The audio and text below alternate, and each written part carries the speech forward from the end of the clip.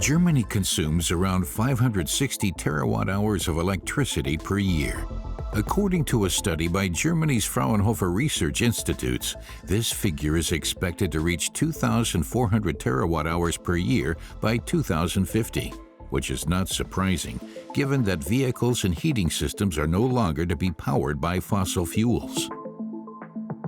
In order to reduce its dependency on energy supplies from other countries, Germany plans to produce at least 1,000 of these 2,400 terawatt-hours domestically.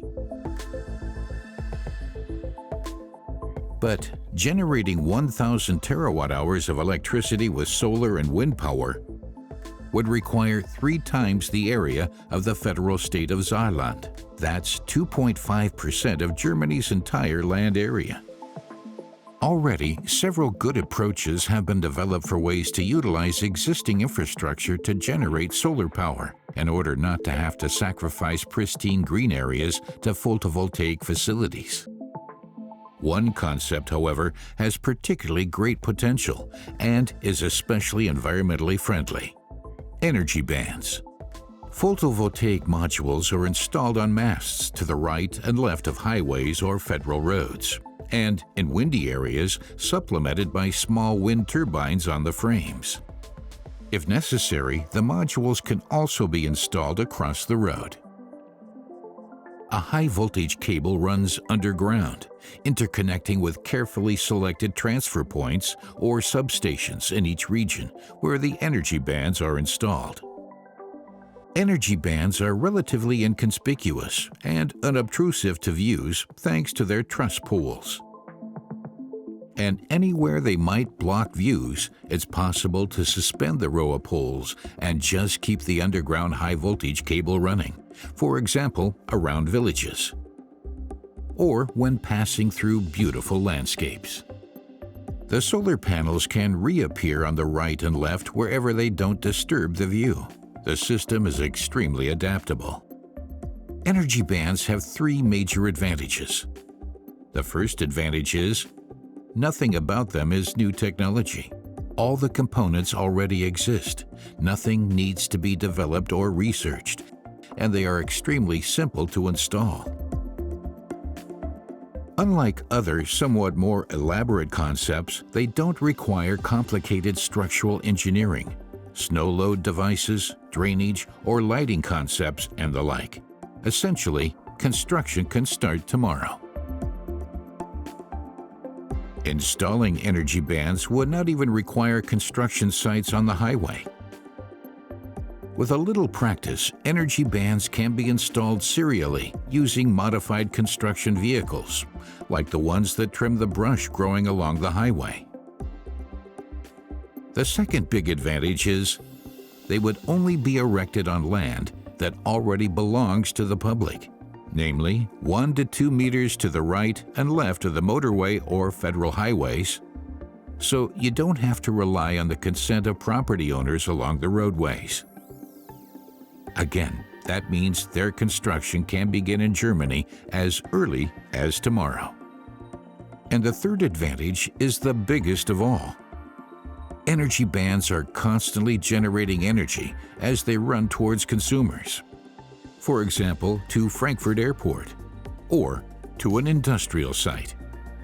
Or they can run toward new types of renewable energy filling stations, which can provide electricity directly to charging facilities, or convert it into hydrogen. They can also run from one community to another, supplying more electricity to one and less to the other as demand fluctuates.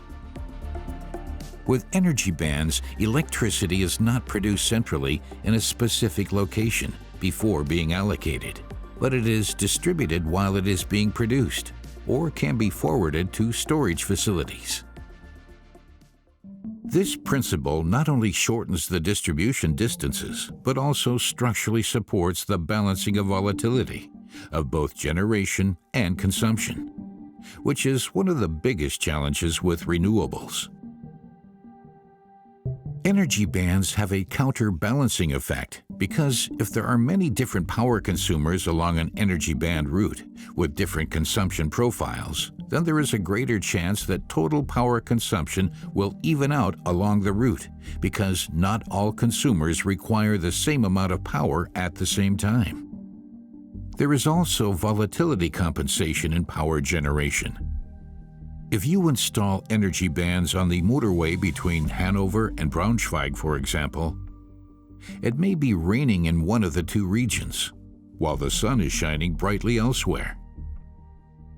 With the energy bands running past different regions, it is very easy to distribute the unevenly generated energy more consistently. However, volatility balancing works best when energy bands run from wind farms to consumers, because wind energy can also be generated at night and in the wintertime.